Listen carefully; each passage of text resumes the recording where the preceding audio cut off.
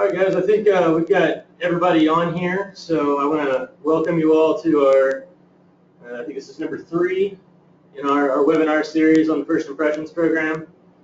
So last time we talked about how First Impressions has been adapted to for use in communities focusing specifically on tourism.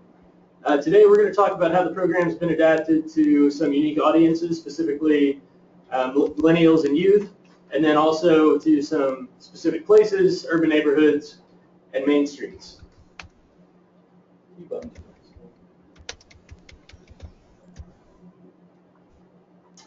So our presenters today are Jeff Sawaki, part of our internal team here. He's with Extension at the University of New Hampshire. Neil Clemming in University of Wisconsin Extension out in Iron County, doing 4-H programming. We'll be talking about the youth component. Myra Moss, who's with Ohio State University Extension, she'll be talking about the Main Street adaptation of the program. And then Ann Weed, also with University of Wisconsin Extension, who's going to be talking about the urban neighborhood piece.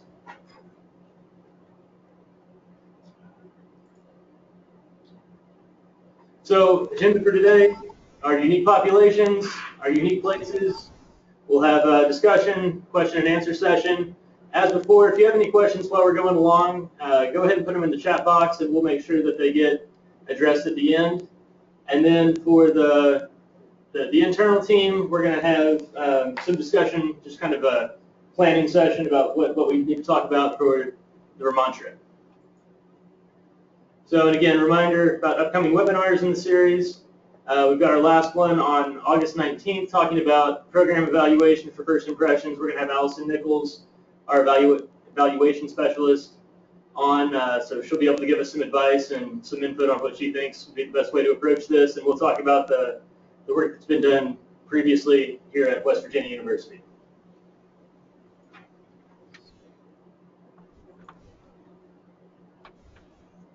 So I think we're going to go ahead and turn it over to Jeff right now to talk about millennials in general before we get into some of the youth programming. So Jeff, you should have control, and I think we've got you unmuted, so I'm going to let you take it from here.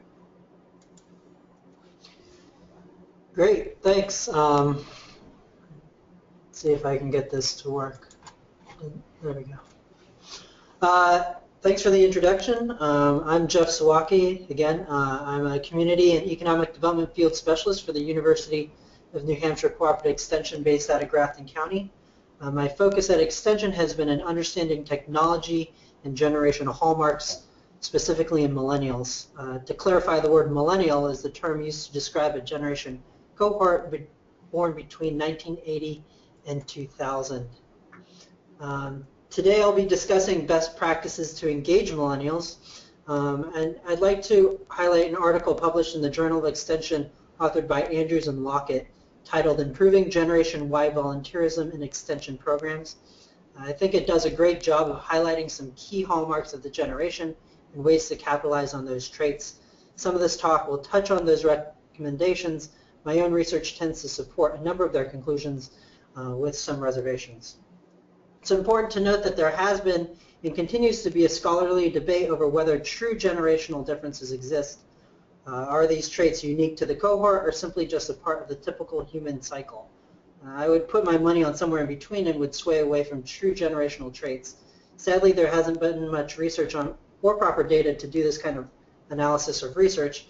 As Twenge, Campbell, and Freeman note in their article, Generational Differences in Community Feeling, in the Journal of Personality and Social Psychology, there's little research in that regard, pointing to a lack of long-term reliable and consistent data sets. Even the data set they used to analyze this very question has significant limitations. For instance, the data they used in their study is based on an annual survey of high school seniors and first-year, four-year college students. The survey did not follow other age groups at the same time, so we cannot determine whether traits are truly generational or simply a common thread of the time period. That said, I think for the task at hand, it's not critical to know whether true generational differences exist. It may be enough that we apply current research on millennials to our engagement techniques and just ensure that the research we base our techniques on is always current to account for potential for life cycle traits. For the purposes of this talk, I will assume that there are generational traits. To that end, there are many surveys and studies out there that describe the generational traits of the millennial. While there seems to be a common thread, there is some disagreement. Some of these differences I would propose are due to regional, demographic, and cultural differences. For example, the 2015 millennial study, Myths, Exaggerations, and Uncomfortable Truths by the IBM Institute for Business Value, claims to debunk much of the previous work on millennials, arguing that millennials are no different than previous generations. However, it is important to note the surveys only reached millennials with a minimum of a bachelor's degree, including 30 to 40% of respondent groups having a purchasing power of $10,000 or more in their company. I would argue that this study doesn't necessarily debunk prior work on millennials. It simply provides a specific understanding of the college-educated, business-focused, middle management millennial demographic. Therefore, with the understanding that many studies have a bias or demographic focus beyond generational cohort, it's really important to understand the specific audience you're looking to engage. By that I mean where they're from, where do they live, and what socioeconomic factors affect them. Engage them in a way you would any other group. Meaning, recognize, respect, and understand their culture, their history, and their socioeconomic factors as best you can. For example, in an article published in the Journal Extension titled Diversifying the Volunteer Base, Latinos and Volunteerism, the author Hobbs examines ways Extension can better reach Latino populations. In the study, the author concludes that cultural awareness, sensitivity, and organizational willingness to accommodate and adopt understanding into organizational programming and mission are paramount to engaging Latinos. Similarly, a good way of engaging a group of millennials would be to recognize where they're from.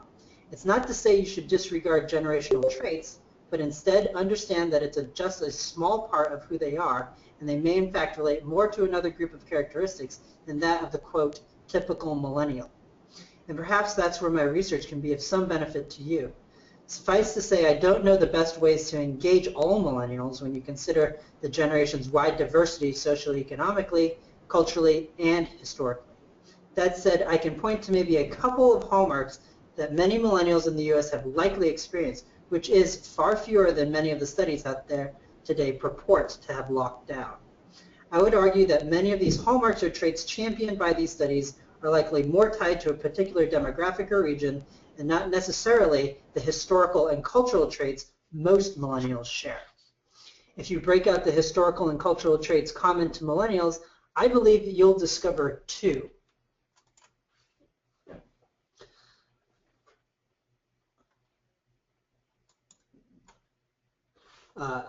First, technology has been part of the millennials' generation's schooling and cultural upbringing. Personal computing was invented in 1977, which predates the birth of even the oldest millennials. When the oldest millennials were just 2, the first commercial cellular phone became available. By the time they were 10, we were welcomed by AOL, and 2 years later, the first commercial text message was sent.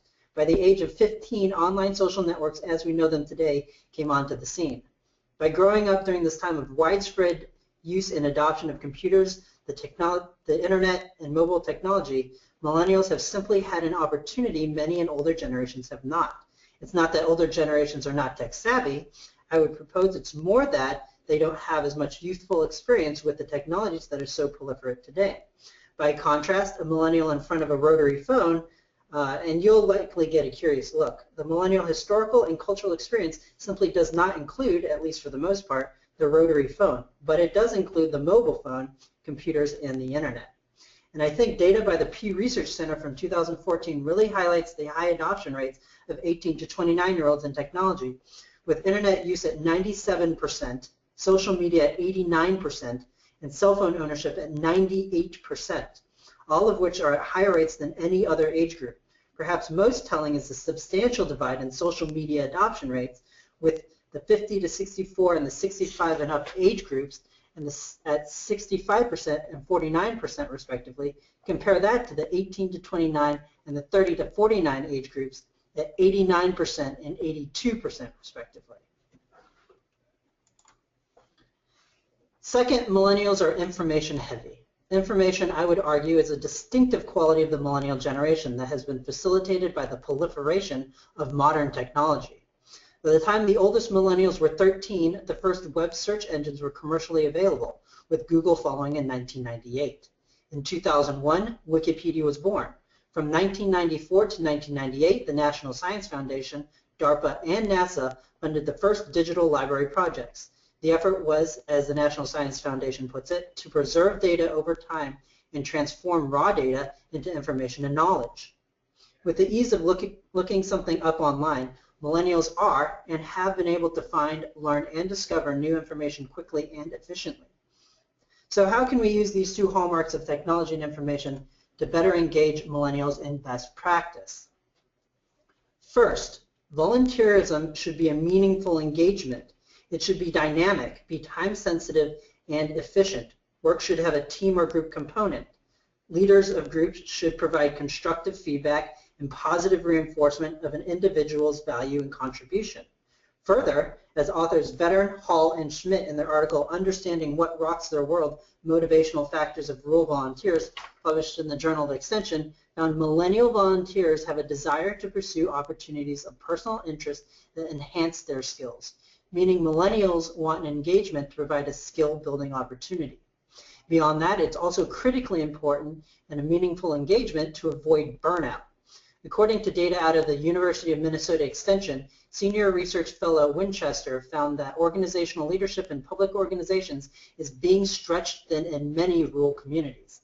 Think about it. For every organization in a community, you probably need a board of directors, not to mention any number of volunteers and an administrating team. Combine that with historical growth in the number of not-for-profits in many communities, and you have an ever-shrinking pool of available leaders and volunteers who may already have another service commitment.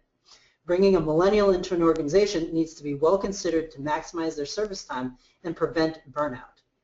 Second, volunteerism engagement activities should communicate and provide opportunities to be active via social media and other relevant technologies.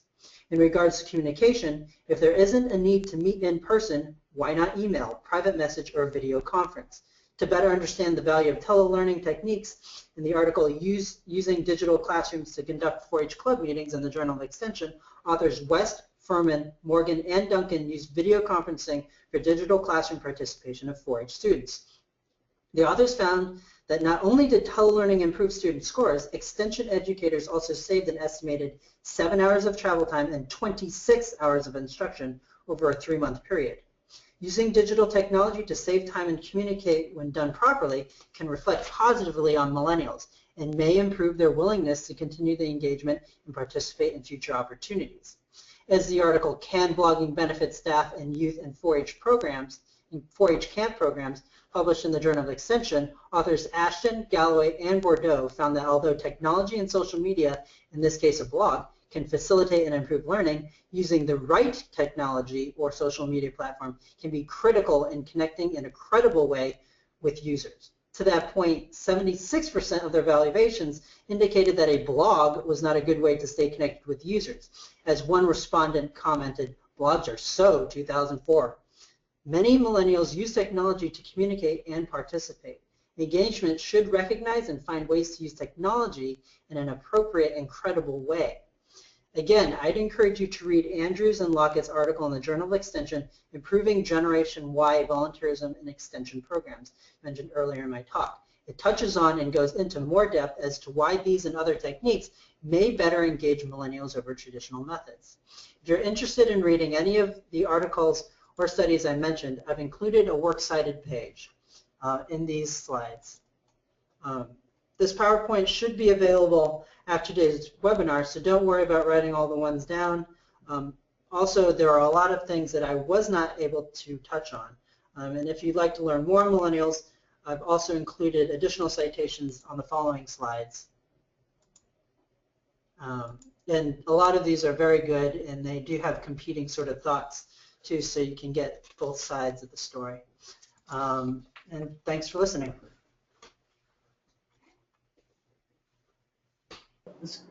Okay, thanks, Jeff. I appreciate that. This gives us a lot to think about, and I think it also speaks to some of the work that we've already been doing with the First Impressions program. And I know Doug and Cynthia would say that the way millennials engage as tourists is different from older generations, And I think just highlighting and reinforcing the way we consume information is different. So I know Wisconsin has already added materials asking visitors to go out to websites and try to find what information you can gather from the community that way. We've done that with the Tourism First Impressions program and are working on integrating that in our community assessment as well. So this is great. So now we're going to turn it over to Neil and let him talk about how youth have been engaged in the First Impressions program there in Wisconsin. Okay, well, good morning, everybody. Like you said, my name is Neil Clemmy. I am the 4-H Youth Development Educator in northern Wisconsin.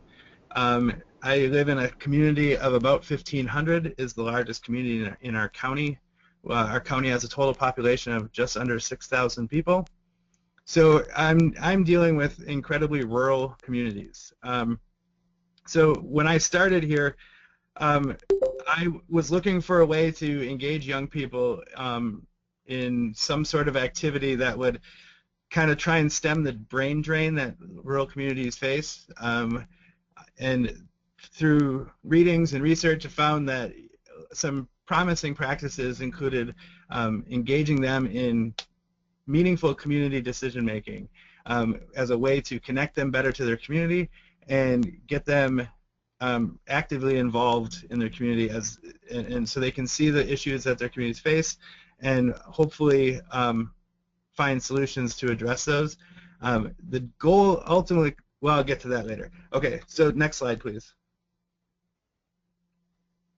So I started here in 2012, in the summer of 2012, and my department head, community development educator, had done a lot of work with getting younger generations involved in a way to retain and attract young people to our community. There were multiple teams put together, and one of those was attracting and retaining our youth team, and that team did not go very far. There wasn't a whole lot of leadership there, but when I started, that was a real interest of mine.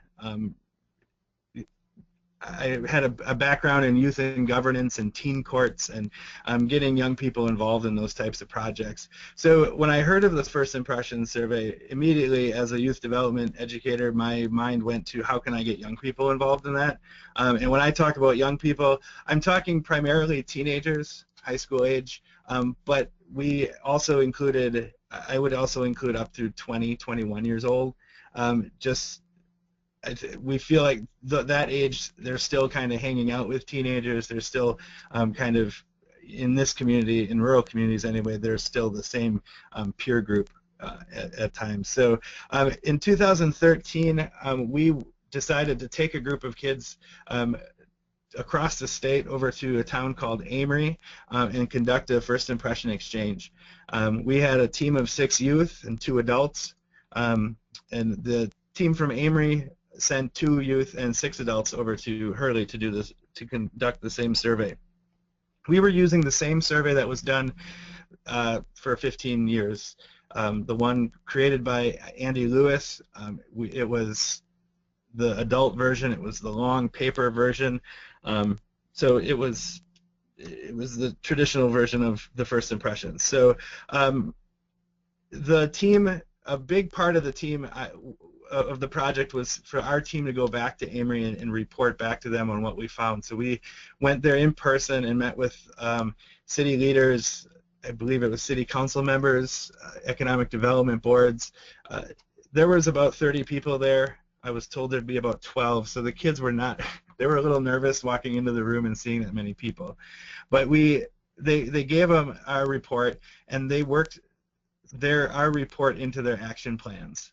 They had much of what the kids gave them as feedback was similar to what the adults gave.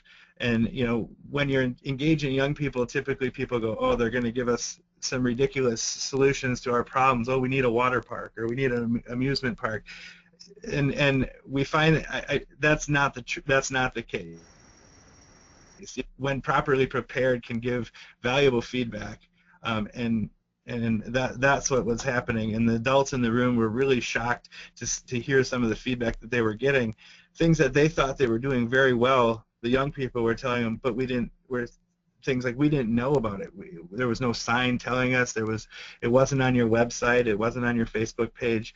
And they were like, oh, we don't update our web page. And the web page hadn't been updated in over a year. So the kids were able to give them some feedback about how people are finding information about their community these days. So next slide, please.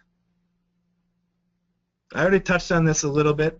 Oh, no, I didn't. So this is what we did after the First Impressions trip was we decided that there needs to be a more youth-friendly version of it. There was a lot of questions in the original version, not that the kids didn't understand fully, but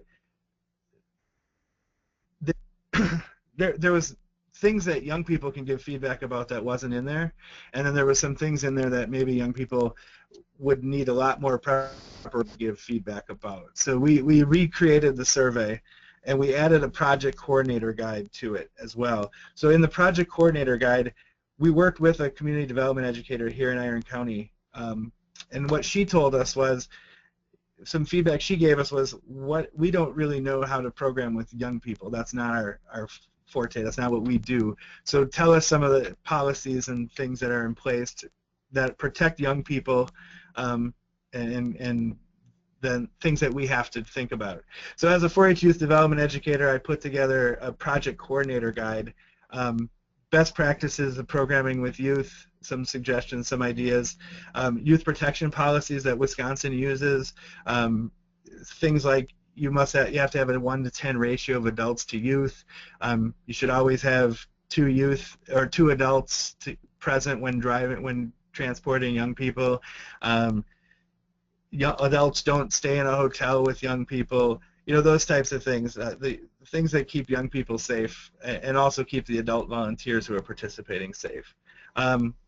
There also was a need for some training materials, so I've developed a few training lesson plans that get kids critically thinking about communities and things that they see in communities, some problem solving, some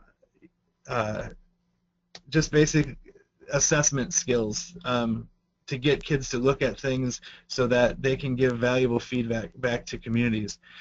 There's also a piece in the training about thinking about other people's perspectives. Young people can be pretty blunt and give honest, sometimes too honest feedback. So they need to be sensitive. They needed to be talked to about being sensitive to, these are things that these communities love and cherish, and we need to be sensitive to the fact that they may not. If you give them negative feedback, they might shut you down and not listen anymore. So we need to be able to back up our opinions and talk about things in a sensitive way. And I also have included some talking points to support engaging youth. Sometimes adults don't understand why you would want to hear a young person's perspective. So, I've included in the project coordinator guide some talking points for county board members, economic development board members, certain people, so that they can better understand why you would do this. Also, we've updated the survey, more youth-focused perspective. We've taken out a few things, but we've added a couple things about Wi-Fi and hotspot, internet access around communities, things that young people would notice that maybe adults wouldn't. We were careful not to simplify it too much so that it wasn't still giving valuable feedback to communities. We didn't take out too much.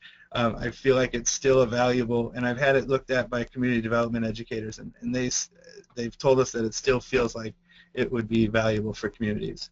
And we've also created a Qualtrics survey, so it's accessible through a tablet or smartphone. We started a survey. We're actually going on a first impression exchange tomorrow for our community, and so I've created a Qualtrics survey, and we started testing it out last night so that the kids downloaded it onto their smartphones and they started completing the survey. It seems to be working pretty well. We'll see how it goes tomorrow and Saturday. Next slide, please. Okay, so some of the intended outcomes that we had from doing this project I've kind of touched on, but impact on community. It provides additional perspectives to community development for community development efforts, stronger connections built within local youth.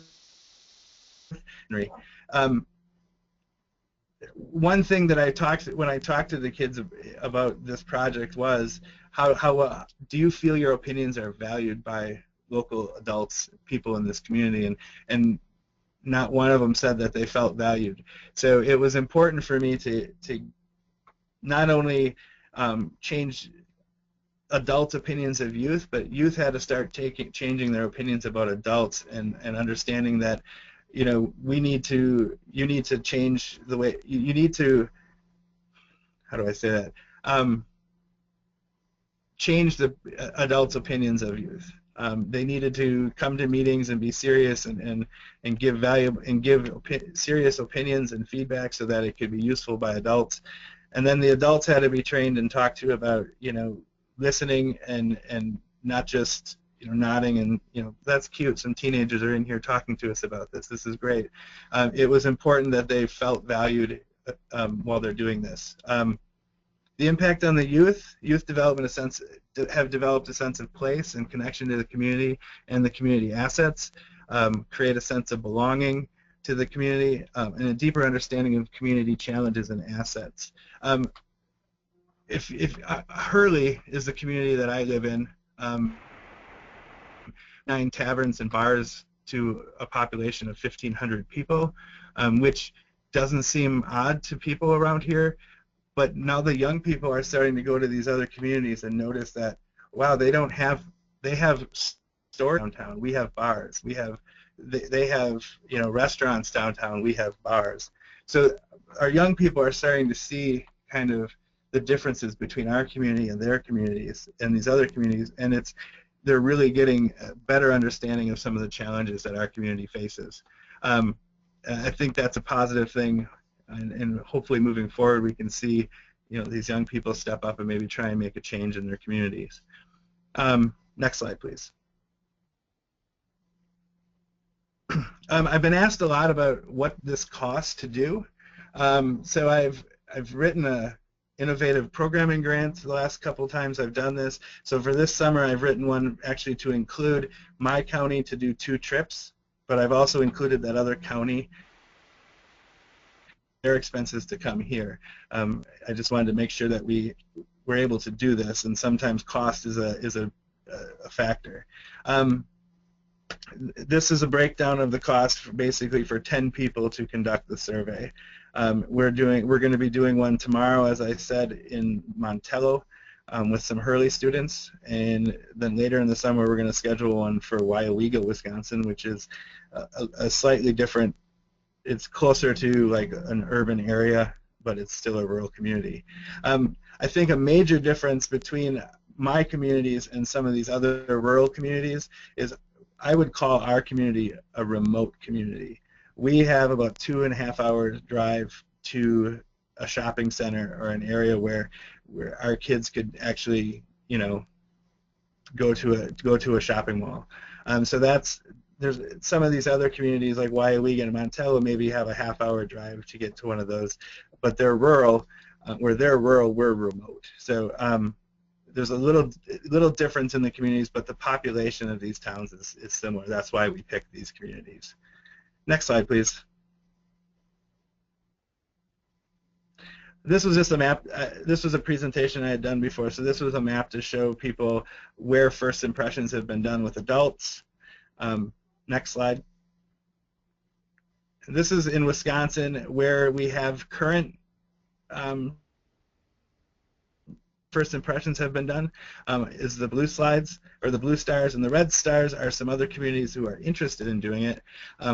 Back in June I did a training where young people from around the state came to the training, and we went through the training modules and talked about special trips, and several of these communities showed up, some youth trained to do first impressions trips. So I'm hoping as we move forward that not just Iron County is doing all these first impressions trips, but I hope some other communities start pairing up and the youth get involved in this kind of activity. I feel it's a really valuable way for young people to get involved. Another piece to the survey that we have added is a reflection on the evaluator's own community. So not just going and giving all this feedback to the other community, but we want them to come back to Hurley now and Iron County and start thinking about their own community and figure out things that we could change. From the first trip that we did, we looked, one of the things is entrances to the community, and what the kids found out was, what the kids thought was really important or interesting was that this community had welcome signs at the beginning of their town that said, "Welcome to Amory," and they were beautiful and landscaped. And we have a population sign that says, a green sign that says Hurley population 1500, and not very welcoming. And that was something that these kids wanted to work on and try and get the city to do, is put up a welcome sign. So we're working on that with the city right now. Just a small change, but something that kids could definitely tackle and get done. So that came from the reflection after the survey was done. I think that's my last slide. Thank you. Neil, that's awesome. I know Doug and I have some questions. We'll wait till the. That's awesome. I know Doug and I have some questions. We'll wait till the. Yeah. Okay. Sorry, a little echoey there. So we'll go ahead. We're going to Iris here. I'm going to let you take it away. You got control.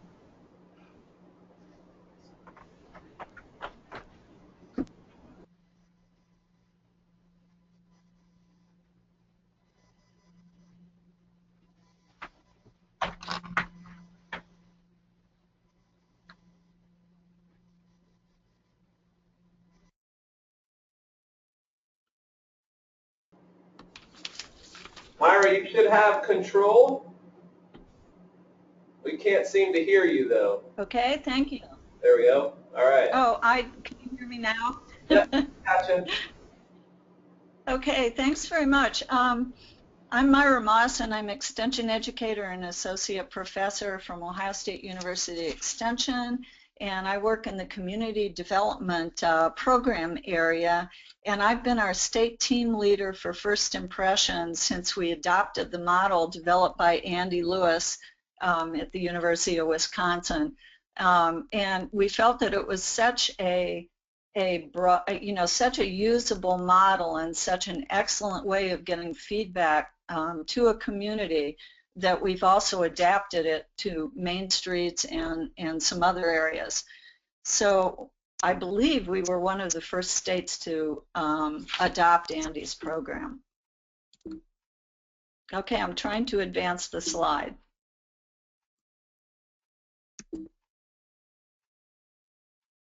Thank you. We have three models in Ohio: the traditional model, which is a community-based model. We also used the model and modified it with tourism corridors and byways. And then the program I'm going to talk about today is Main Streets and Downtowns, which began in 2002. Next slide, please.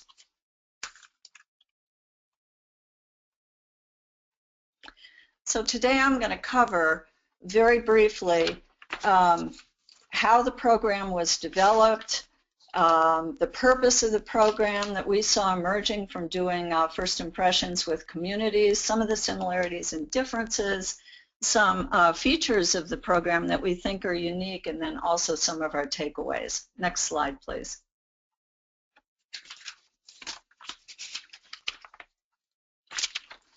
We've conducted First Impressions in 24 Ohio and West Virginia communities, and that made us realize that there really needed to be a program targeted specifically to downtowns.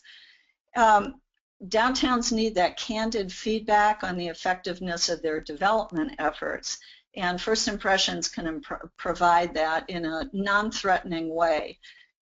We found that most of the communities we work with, their downtown was their point of pride. That's definitely the case in small communities in the state of Ohio, even larger communities. So they find that important, and they're really keenly interested in how they can improve that, not only for local residents but also for visitors.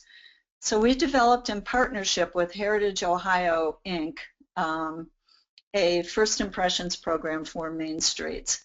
And Heritage Ohio is Ohio's designated Main Street coordinating program for the National Trust Main Street Center, and they provide guidance and training on the 4-point program to Main Street communities throughout downtown.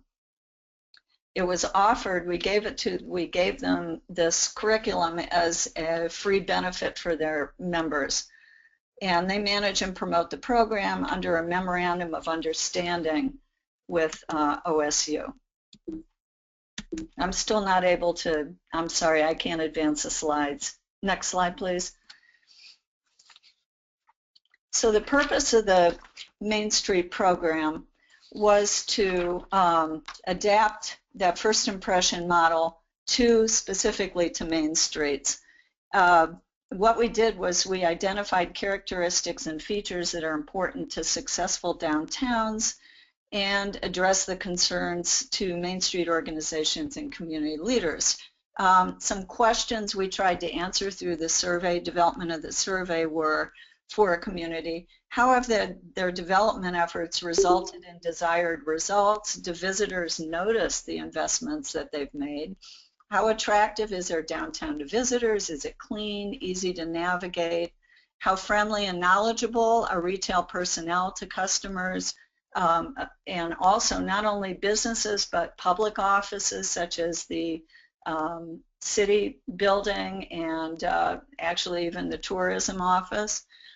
Is the message that the community is intending to send about their downtown, what their image is or their branding, is that the one that's coming across to their visitors? And then do visitors and shoppers to the downtown come away with a positive experience? Where should they start focusing their future development efforts? What can be improved and what is working that can be built upon? Next slide, please. So there are similarities to the first impressions.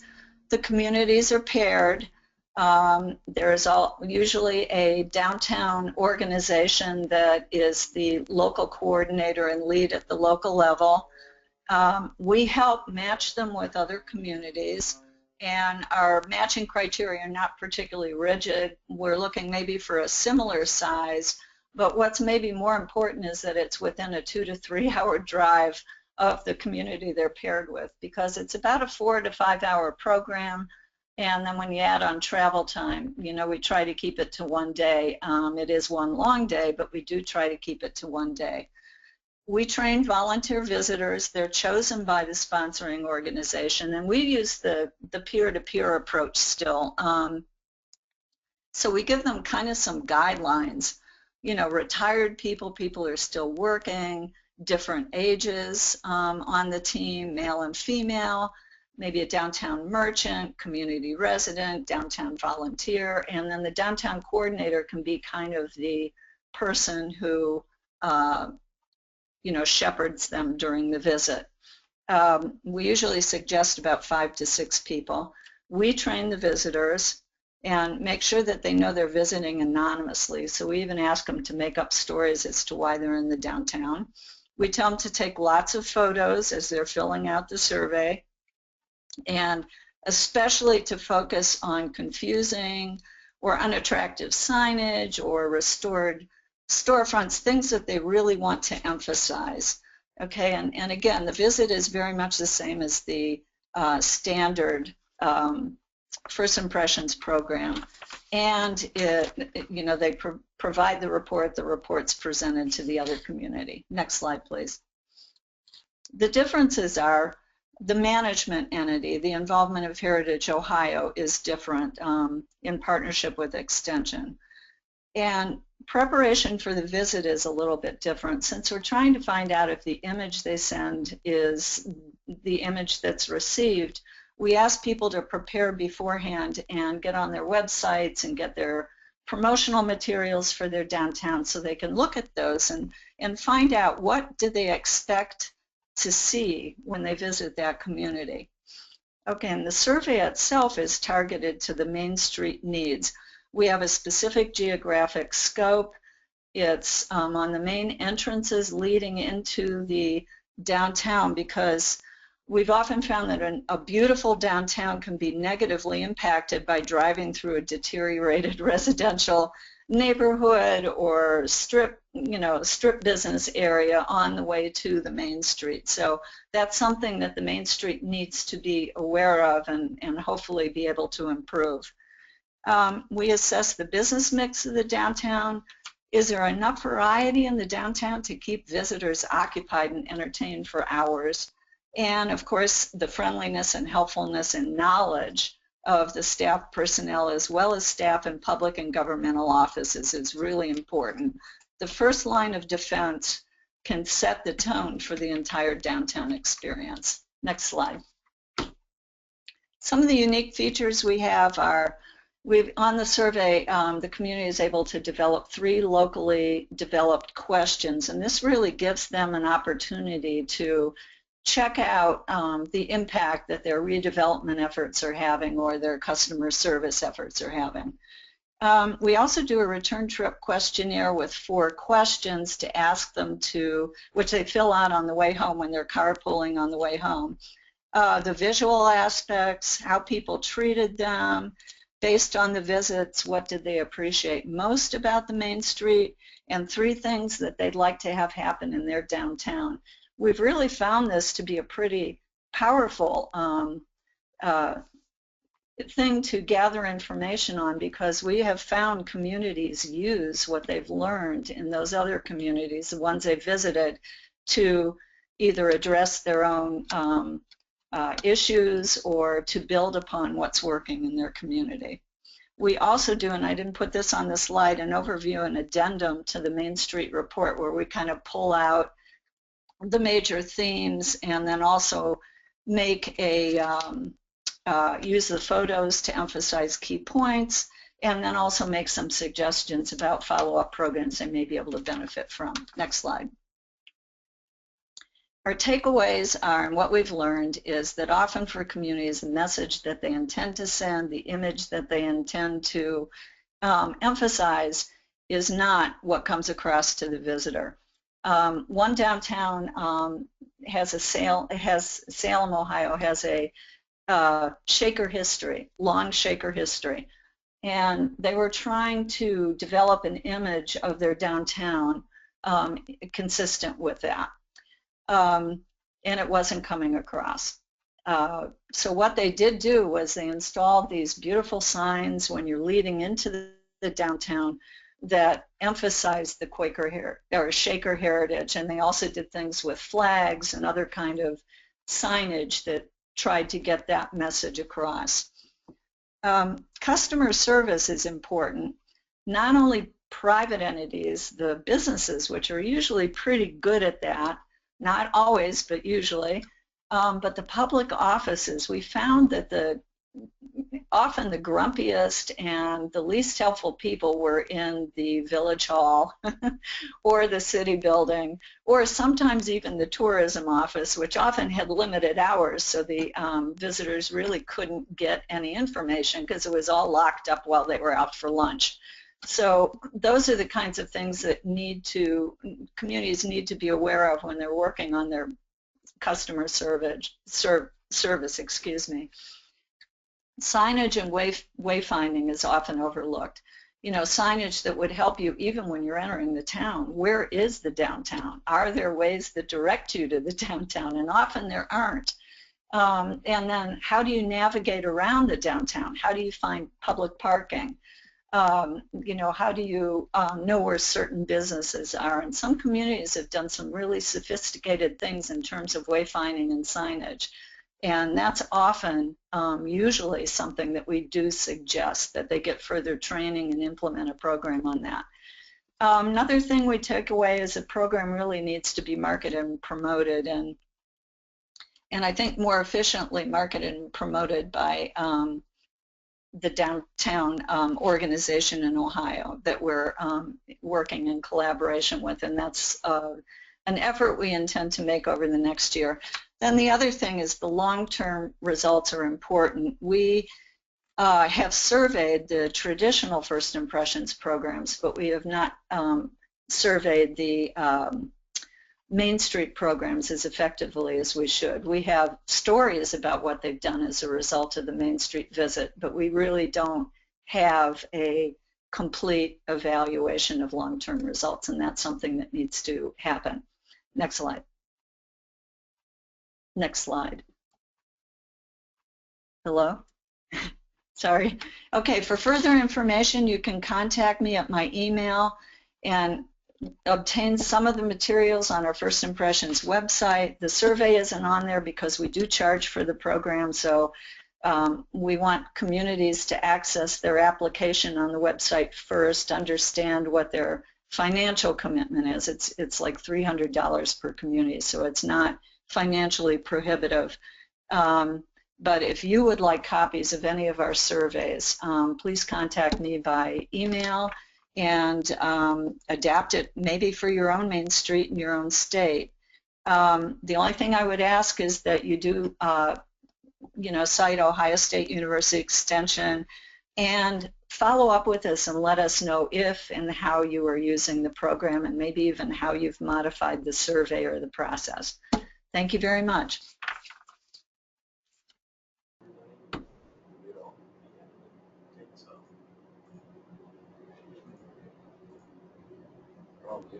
Okay, now, okay. Hopefully our echo is gone. Can you advance the slide? All right, we're going to go ahead. Myra, thank you very much. That was excellent, and I'm glad that you're willing to share the materials with us. Doug and I may try to bring you over to West Virginia since you're so close, and maybe run through one of these together. But yeah, I'd be happy to. For most of us, we're doing First Impressions in fairly rural places. We're going to have Ann Weed talk about how the First Impressions program has been used in urban neighborhoods. So Ann, we're going to go ahead and turn it over to you. Let us know when you need us to advance the slides for you. Okay, thanks. Can everybody hear me? Can you hear me? Yeah, we got you here. Okay, sounds good. Okay, so I'm Ann Weed. I am the horticulture educator and community development educator in Waukesha County, Wisconsin. Waukesha County is the county just west of Milwaukee County. Milwaukee is the largest city in the state. So we have a lot of people who live in Waukesha County, who may work in Milwaukee County. So we have just a lot of spillover from that county. Over the last, I'd say, 10 years, we've been very actively involved in a neighborhood revitalization project in the city of Waukesha in 3 neighborhoods which were deemed neighborhood revitalization strategy areas by HUD. Basically, these are neighborhoods with 50% or more low to moderate income, and it was basically, the simple way to describe it is they just wanted to grab those neighborhoods and bring them up rather than let them continue to slip further down.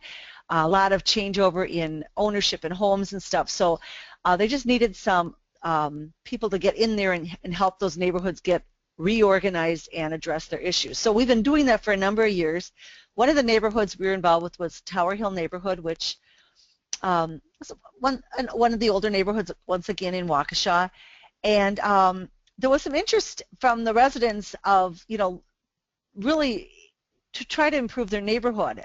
My associate here in the office, Jerry Bratz, was real familiar with the First Impressions program with Andy Lewis being in Wisconsin, and I was familiar with it too. And so we thought, wouldn't it be cool if we could work with another neighborhood in Milwaukee and kind of do an exchange? So we had worked closely with Laura Brown, who was then with Wisconsin, and she's now with Connecticut, and we decided, well, we took a look at the manual and thought, you know what, if we're just talking specifically on neighborhoods, we really need to reevaluate and modify that manual with more of a neighborhood focus. We knew that the neighborhood visits would probably be only a couple hours max, so we wanted to make sure that we didn't spend a lot of time gathering information that really wasn't specifically for neighborhood neighborhood improvement and such. So we went through the whole manual and pulled out sometimes entire sections, reworded questions, and added our own questions. And so we came up with a little manual that we thought would work out great. And then we found a neighborhood in Milwaukee. You can do the next slide. So the neighborhood in Milwaukee, it was called Havens Woods, and it was located in the central city of Milwaukee. It was a neighborhood larger than Tower Hill, but very similar in kind of in age and home makeup and stuff. So we thought it would be a great fit. I was working with a woman who was neighborhood she worked for the neighborhood association as a full-time in the development part component of it, and she was real excited to do this exchange. So so we did it. Next slide. So here was the team from Havens. We don't have a group picture from Tower Hill, but it was just they were real excited to come to Waukesha. Next slide.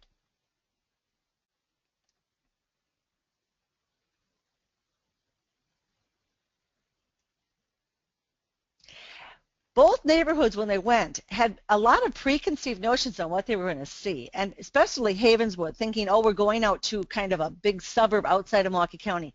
They really had high expectations of what they were going to see, and they were amazed when they saw the small, quaint homes, the clean streets, the quiet streets. I mean, I think they thought it was going to be this lush suburb, and it wasn't. It was just a city, you know, it was this older city neighborhood, and I think a lot of people have just, it was really neat for them. They were just amazed that I think a lot of them had never really been in Waukesha County before, or even outside of Milwaukee, so it was really cool. What was really neat, both neighborhoods felt the two neighborhoods were surprisingly similar, and it was really fun to hear that type of feedback. Next slide. The Havenswood people, you know, really did a lot of work. They were excited about. They noted some of the outstanding features. They noted things that stood out to them when they were out there, and they were real excited to share that information. These are some of the things that they had noticed. They had come on a really quiet morning. I think they came on a Saturday morning, and it was very quiet, and so they really didn't see a lot of people out there. But I think had they picked a different time, it might have been different. Next slide. The highlight of the Havenwood, so the Milwaukee neighborhood, they were so excited. The first slide I had showed you were the picture of everybody sitting around the table. They were really excited to meet and come together and talk. And we had a great dialogue around the table about the two neighborhoods, what they saw, what they wanted to take away. It was really cool. They also felt that the experience gave residents a broader perspective on what's possible in their own neighborhood, being able to look at another neighborhood. Next slide.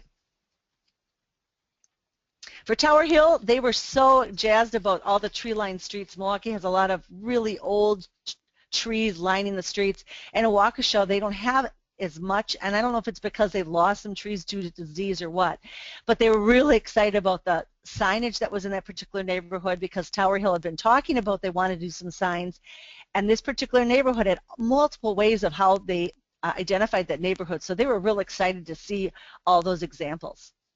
Next.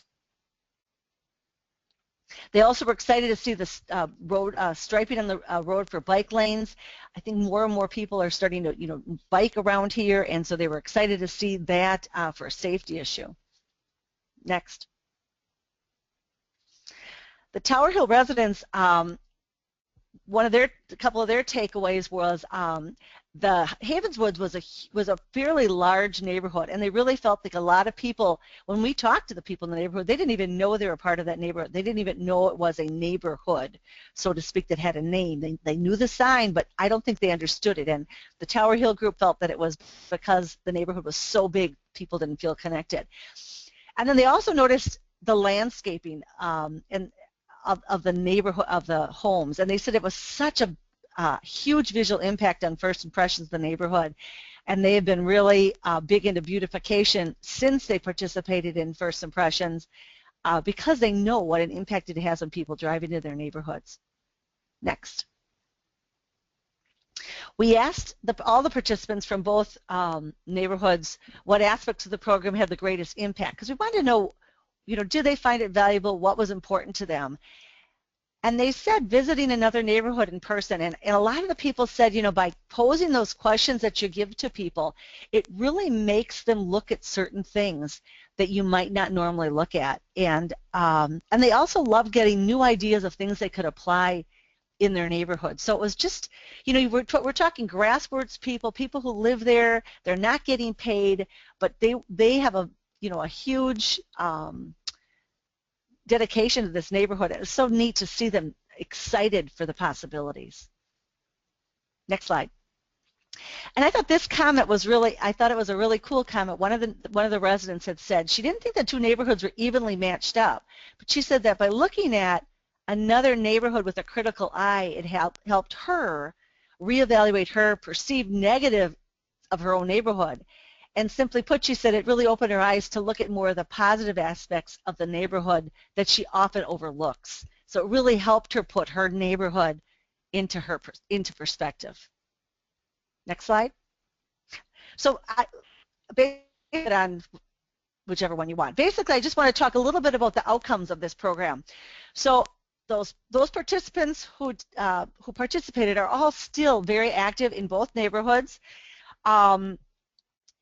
They have said that by participating in the program, it has increased their awareness of positive aspects of their neighborhood. The Tower Hill residents now have a sign welcoming people into their neighborhood, which they had talked about doing before, but it actually became a reality. And Tower Hill also is continuing to work toward becoming a full-fledged neighborhood association. One Havenswood resident has now built a free little library that they have in the neighborhoods.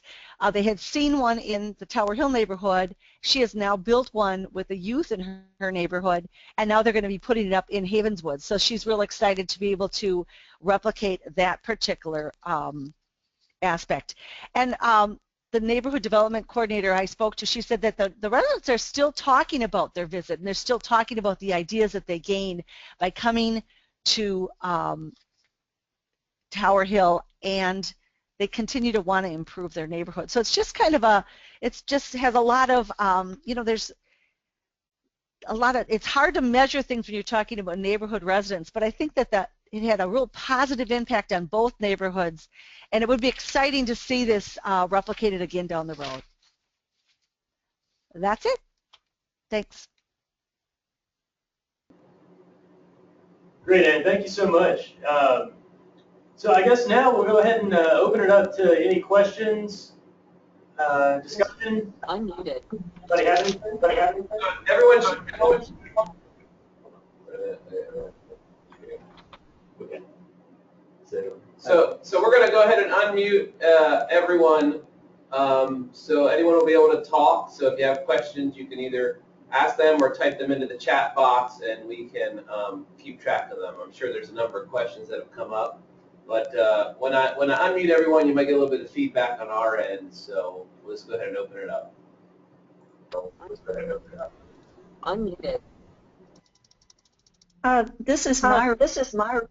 It looks like there's a question about how the program is funded, and I'm hearing. Okay, sorry. All right, we're going to try this one more time. So if you have a question, just put your name in the chat box, and we will unmute that person. So Myra, we're going to go ahead and unmute you, and you can ask your question. Just 1 second. Okay, Myra. Okay, thank you. Yeah, as I said, we charge $300 per community. It's really a minimal fee, and it's up to the community then to pay for their travel and individual lunches and whatever they do when they're on the visit. It doesn't seem to be a barrier to the communities, and what we try to do, because $600 per program is probably not going to cover much for extension travel, if we need to go to the other community, and it does cover our time when we're training volunteers. Oftentimes when we train volunteers, we even do that by conference call or by WebEx, and we found that to be just as effective as visiting the community in person. So it doesn't seem to be a hardship.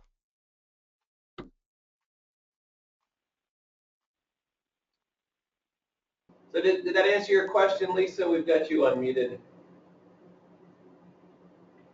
Thanks. Yes, that was helpful. I mean, basically what I'm trying to, we haven't done anything like this in Vermont yet, but I've talked to some groups, especially our regional commissions, that are interested in this idea of the community exchanges. And so I'm trying to get a sense of how much a program like this would cost extension and how we can get the money to pay for it. So it's interesting for me to hear from Myra and Ann and anyone else, presenters or not, how they're able to support these programs, whether they feel like they need grants, additional funding to come in to support them and break even, or whether, with a modest $300 fee and the community paying for other things themselves, it becomes a break-even program. Thank you. Oh, and by the way, excellent presentations from everyone. Thank you so much. This has been great. Myra, just to clarify, that $300, I assume there aren't overnight stays. That's just a day visit, and so your costs are kept fairly minimal. Is that right?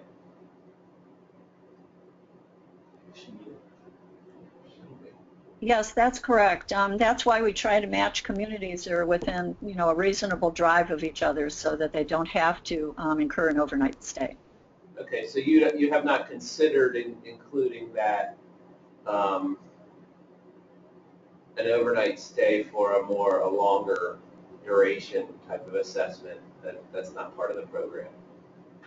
It's the byway and corridor program that we do, which requires driving an entire corridor, would require that because that's based on tourism. So it's important for them to be able to stay overnight and get a total flavor of the entire byway. But for the First Impressions Main Street program, we see being able to accomplish that within a day. If they do choose to stay overnight, that's their choice, but they would have to bear that cost. Okay. Do you have a fixed cost for the Tourism Byways program? No, we don't. So how do you determine the cost associated with that? Well, actually, we've piloted that in a number of communities, and we actually picked up some of the expenses. So it's difficult to say how much a community would be willing to pay. It might be as simple as another, $300 per byway organization, or however that, whoever the lead sponsor is, and then they pick up all the additional costs, which would be overnight stay, meals, and transportation. So it sounds like you're still trying to determine, sort of in pilot mode on that program. Is that correct? Yes.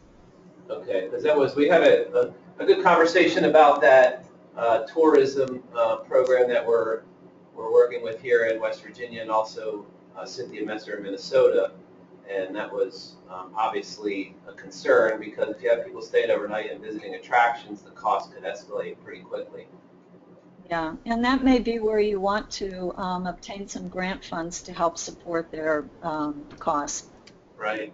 Yeah, with that in mind, I think we can do some finagling here with the audio. Neil, I'd like you to chime in and talk about the grant that you did, and also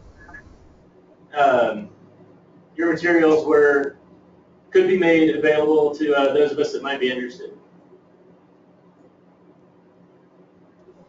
Okay, well, I wrote, our regions in Wisconsin have grant funding available each year, and so what I did was I wrote for about, estimated the cost for the trips, and for both communities it came to about $2,500. So that's what I asked for. I include hotel stays, and I also try to plan these exchanges far enough away, because if you were to take a group of teenagers to a community that they already know, or they play basketball against, there's a rivalry there. They already have a preconceived notion about this community. It's not really a first impression. So I try to take them to a community they've never been to. So the overnight stay is kind of necessary, I feel, for the youth component. The materials, we're piloting it right now, and we're testing it out. So we're going on a first impression trip tomorrow, and this weekend to test out the new materials and stuff. I'd share it with you, but it's still a draft, and I think we're going to probably make a few changes to it. We had a meeting last night with a group of kids, and there's a couple things I might want to update a little bit. So it will be ready by fall, and I'm hoping to have it published on the Wisconsin Community Development website by October, hopefully. Okay, great. Thanks, Neil. So that was we're getting some feedback here. That was a $5,000 grant then, and for both communities. And did you apply for one grant then to cover both of those costs? Did you apply for one grant then to cover both of those costs? I wrote the grant for $5,000 to cover for two separate for the trip for Hurley kids to go to Montello, and then there's another one, another $2,500. So that one was $2,500 for Hurley to go to Waiawega. So there's two exchanges happening there. Okay, and that was grant within your organization.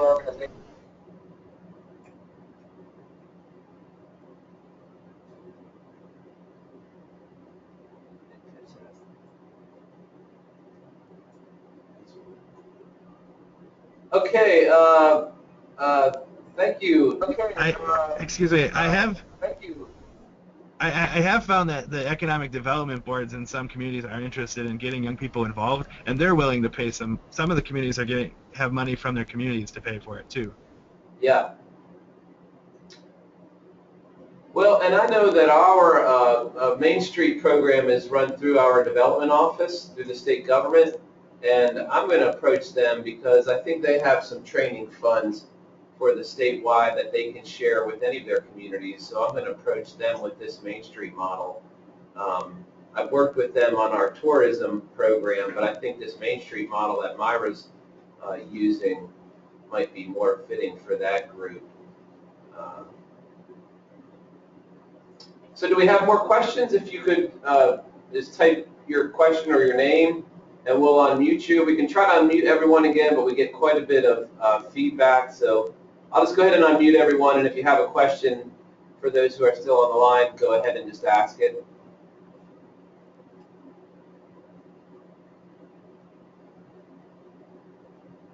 So it sounds like we might not, maybe we don't have any more questions.